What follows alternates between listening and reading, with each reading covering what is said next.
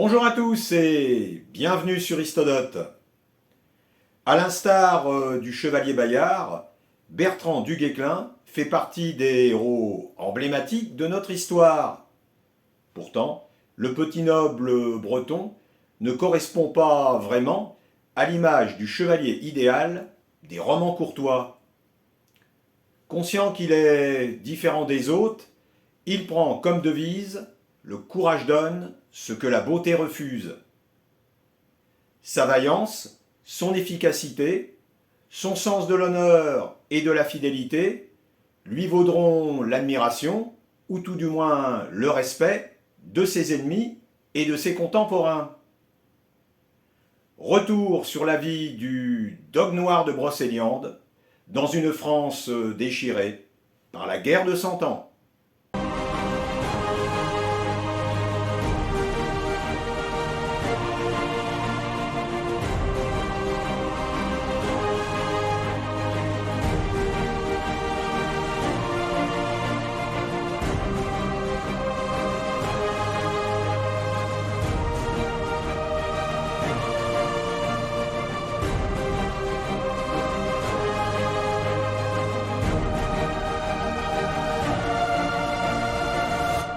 Né vers 1320, au château de la Mode Brons, près de Dinan, Bertrand du Guesclin est issu de la petite noblesse bretonne et est l'aîné d'une fratrie de 10 enfants.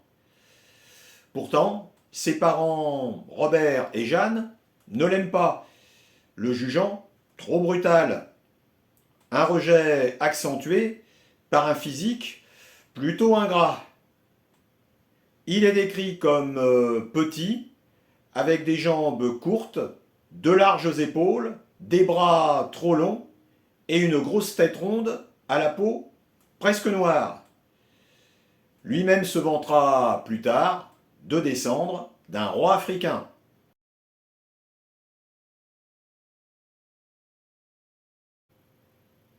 Vers l'âge de 6 ans, il gagne néanmoins le respect de sa mère et de ses cadets. Relégué comme à son habitude dans un coin de la pièce lors d'un repas familial, et en l'absence du père, il explose de colère et bouscule ses frères pour prendre sa place d'aîné sur le banc. Sa mère s'apprête à le punir quand il renverse une lourde table. Pourtant, il échappe au châtiment grâce à une diseuse de bonne aventure présente au moment de l'incident et qui prédit la gloire à ce fils belliqueux.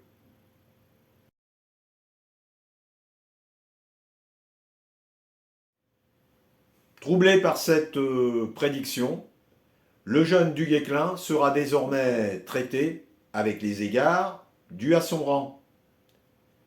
Grâce à ce caractère bien trempé, il se fait remarquer dès son enfance par sa force, son habileté dans les exercices physiques avec les solides paysans qu'il côtoie. Avec ce talent de bagarreur, il se sent une vocation de guerrier.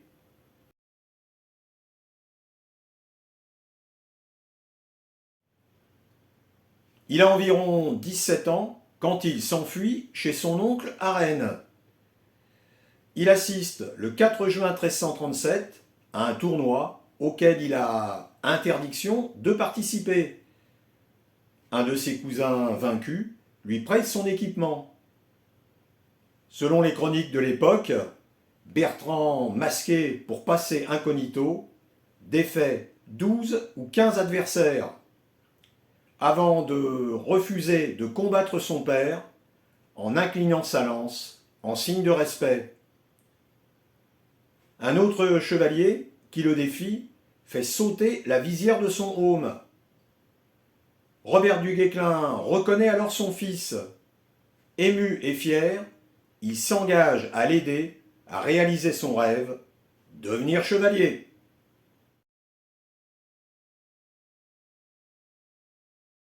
Il commence à faire parler de lui en 1341, au moment de la guerre de succession de Bretagne, que se livre Jeanne de Penthièvre avec son mari Charles de Blois soutenu par le roi de France, Philippe VI, et Jean de Montfort, avec sa femme Jeanne de Flandre, soutenu par Édouard III, le roi d'Angleterre.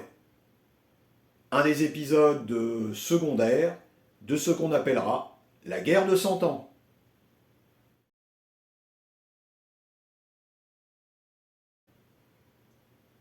Bertrand choisit le camp français. Il va recruter des hommes et mener une véritable guérilla contre les troupes anglo-bretonnes. Un de ses coups d'éclat est la prise du château de Grand Fougeray, où Du Guesclin et ses hommes investissent la place forte par surprise en se déguisant en bûcherons. Un exploit qui lui vaut enfin d'être adoubé chevalier par Alacre de Marès en 1357 au château de Montmuran. Château dont il deviendra le futur propriétaire en épousant Jeanne de Laval en 1374.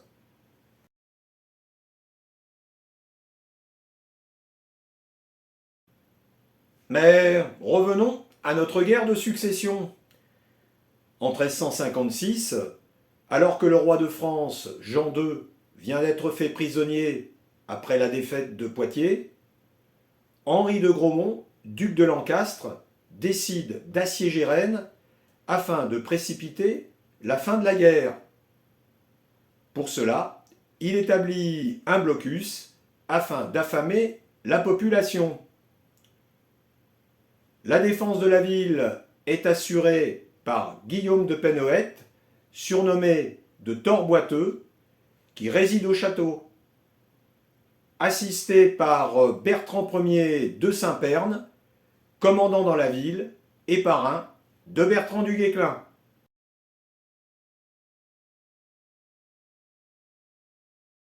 Comme le siège traîne en longueur, Lancastre ordonne de creuser une galerie sous les remparts, en espérant ainsi déboucher discrètement dans la ville. Penhoët, mis au courant, demande aux habitants des maisons proches des remparts de suspendre des bassines de cuivre avec des boules métalliques afin de déterminer l'emplacement exact de la galerie grâce aux vibrations provoquées par le travail de mine. Une fois l'emplacement trouvé, une contre-mine est creusée et des soldats menés par Saint-Pern massacrent les sapeurs avant de mettre le feu aux poutres soutenant le boyau. Coucou! Coucou! Ça y est. Lancastre, pas court d'idées, essaie même de narguer les habitants affamés en faisant paître des cochons devant les remparts. Mais les assiégés, qui ont plus d'un tour dans leur sac, réussissent à les attirer à l'intérieur de la ville grâce au cri d'une truie attachée à une poterne, et sans que les Anglais aient eu le temps de réagir.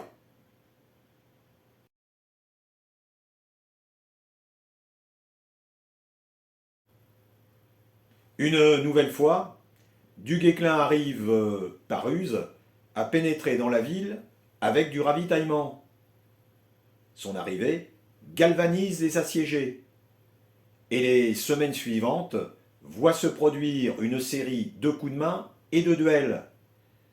Notre Breton s'illustrant à nouveau durant l'un d'entre eux contre l'anglais Bran Bork. Finalement, le siège est levé, même si les historiens ont du mal à s'accorder sur ces circonstances exactes.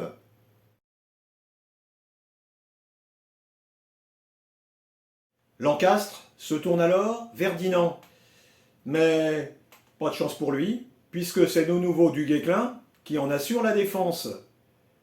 Pendant le siège de la ville, une trêve de 15 jours est décrétée. Du Guesclin s'engage à remettre les clés de la ville si des renforts n'arrivent pas avant la fin de ce délai. Mais voilà que son frère Olivier est capturé par les Anglais, mené par Thomas de Canterbury, qui en exige une rançon.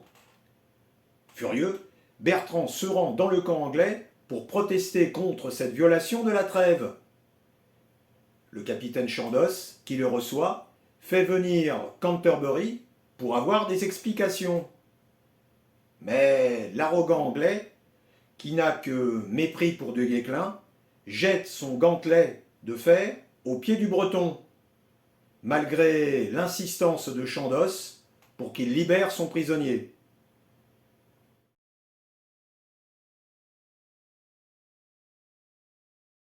Du Guesclin ramasse le gantelet, acceptant ainsi le duel. On lui prête même un équipement. Alors que la rumeur d'un combat entre Bertrand et un Anglais se propage dans la ville, une belle et noble demoiselle, Tiphaine Raguenel, prédit la victoire du chevalier breton. Très versée dans l'astronomie et la philosophie, elle passe pour être la femme la plus instruite et la plus sage du pays. Elle deviendra l'épouse du chevalier 7 ans plus tard, un mariage atypique entre deux êtres que tout oppose.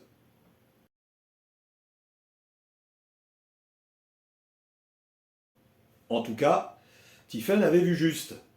Au cours du duel, Bertrand prend l'avantage sur son adversaire. Il martèle de son gantelet le visage ensanglanté de l'Anglais qui refuse de se rendre. Au comble de la fureur, il sort sa dague, prêt à en finir.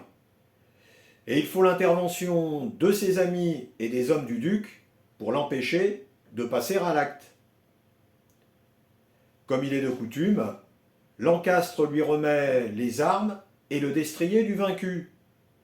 Son frère est libéré et Canterbury banni de sa cour. Quelque temps après, Édouard III, qui a besoin de Lancastre, fait lever le siège de la ville.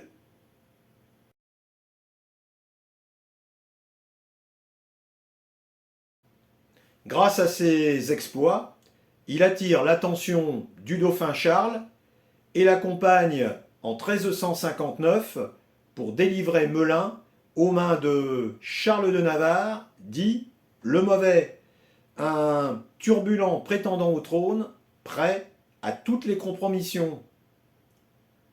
Un an plus tard est signé le traité de Bretigny. Jean II, toujours prisonnier à Londres, est libéré contre une forte rançon. Les Anglais obtiennent de nombreuses concessions territoriales, du Poitou au Béarn, soit un quart du royaume. Par contre, Édouard III renonce à ses prétentions sur la couronne de France. Le futur Charles V aura bien besoin de son fidèle lieutenant pour affirmer son autorité et reconquérir les territoires perdus. Mais ça, on le verra une prochaine fois.